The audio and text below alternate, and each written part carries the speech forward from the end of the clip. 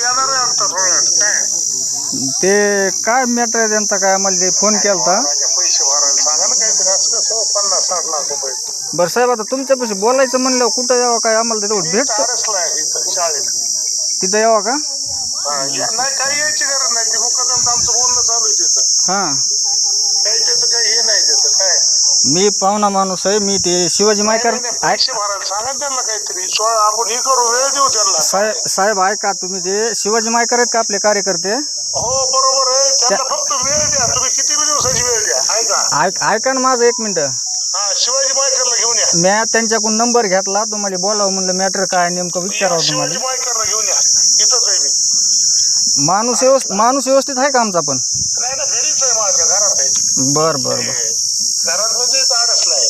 बरं माणूस तुमच्या जवळच आहे ना? माणूस ना माझ्याजवळ नाही माणूस, मी पुण्याला होतो.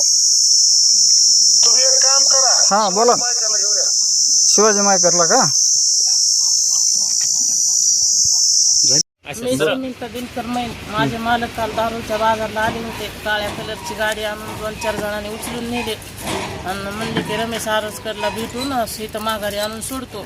काल 12 वाजल्यापासून एफआर फाडलाय, तरी पोलीस स्टेशन दक्षता घ्याय नाही. आडसकरनं माझा माणूस फरार केलाय. मेलं गेलं तर पोलीस स्टेशन आडसकर जिम्मेदार राहील.